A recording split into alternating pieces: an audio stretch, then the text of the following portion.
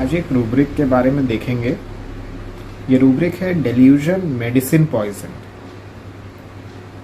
अब इसमें सबसे पहले तो ये समझें कि मेडिसिन क्या है।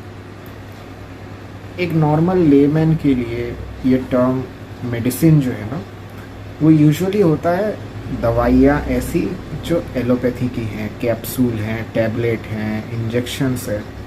यूजुअली पेशेंट क्या कहता है कि सर हम एलोपैथी का साइड इफ़ेक्ट बहुत होता है ना, इसलिए हम होम्योपैथी लेने आए हैं। तो जब भी पेशेंट आता है आपके पास, अपनी समस्याएं बताता है, तो ये पूछना बहुत ज़रूरी है कि अब आप होम्योपैथी क्यों चाहते हैं,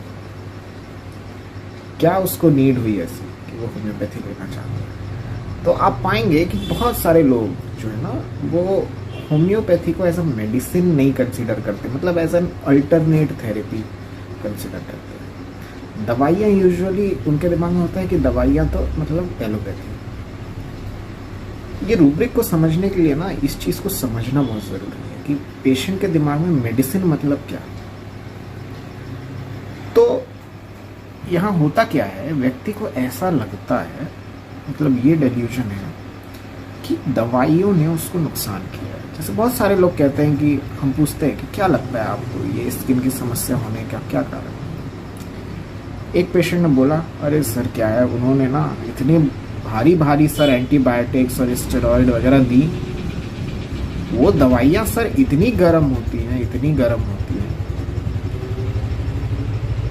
तो उन दवाइयों की वजह से ही सर उसके बाद से हो गया सर ऐसा। अब यहाँ पे एक फियर पॉइजन भी होता है कि मतलब वहाँ पे व्यक्ति को डर होता है कि ये चीज़ नुकसान करेगी या कर रही है ना, और उस तरह से फिर वो उन दवाइयों को रोक देता है उस डर से।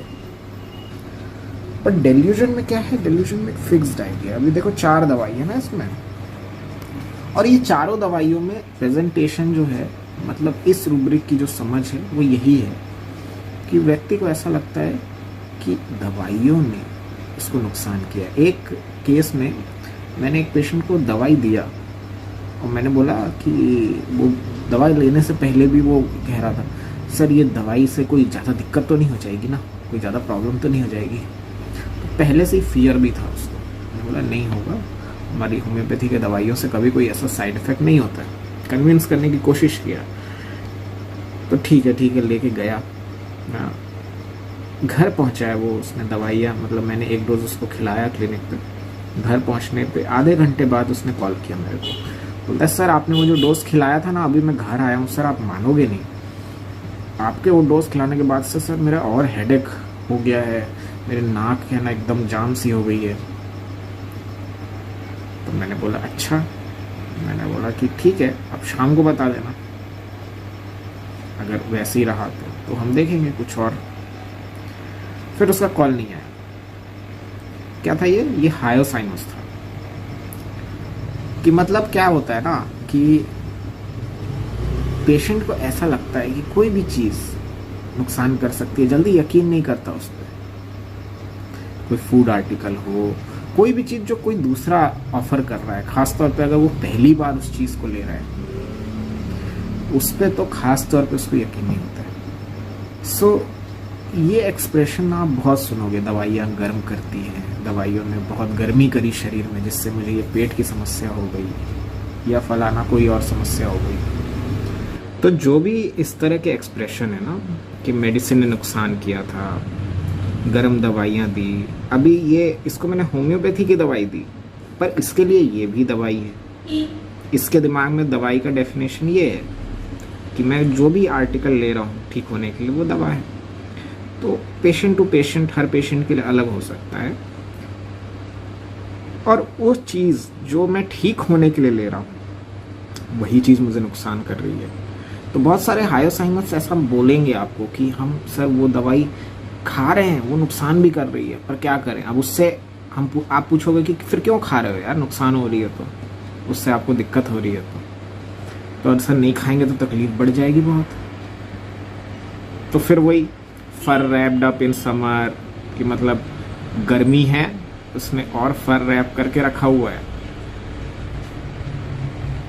या bed desire to remain in, और बेड से wants to get out, बाहर भी निकलना चाहता है पर बेड छोड़ भी नहीं पाता है, तो आपसे बिजनेस टॉक भी कर सकता है हायोसाइनस।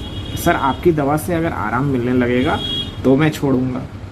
फिर हायोसाइनस का आप पूरा डिटेल डिस्क्रिप्शन वाला वीडियो देखिएगा तो आपको और क्लियर हो जाएगा। लेकेसिस आपसे ये कह सकता है कि डॉक्टर साहब बहुत बहुत मतलब लेकेसिस आपसे बोलेंगे कि हमारे सर, अब आप पूछोगे कि क्यों ले रहे हो होम्योपैथी, तो सर बहुत सारे हमारे जो फैमिली मेम्बर्स हैं वो लंबे समय तक होम्योपैथी लेते आए हैं। सर हमारे यहाँ तो होम्योपैथी ही चलता है, होम्योपैथी अच्छी है ना सर, सेफ है, नुकसान नहीं करती। तो ये भी क्या होता है, जो ट्रेडिशनल प्रिजुडाइस है ये मतलब पारंपरिक एक प्रिजुडिज्म है जो चला आ रहा है परिवार पीढ़ी दर पीढ़ी, और साथ में मेडिसिन पॉइजन भी है। इवन रस्टॉक्स में भी ये होगा, पर रस्टॉक्स के और जो एलिमेंट्स हैं जैसे उसमें श्रिकिंग एड होता है, कैरिड फास्ट होता है, ये सारी चीज़ें भी मिलनी चाहिए अपने को। तो we have to not just understand just one aspect, but और रूब्रिक वगैरह जब आप मिलाएंगे तभी वो कंप्लीट पिक्चर बनेगी डिस्क्राइब करने के लिए। तो आई होप कि ये रूब्रिक थोड़ा सा मैं समझा पाया हूँगा आपको। और पढ़िएगा, कोई डाउट हो तो कमेंट सेक्शन में पूछिए। Till next time, thanks a lot and good bye.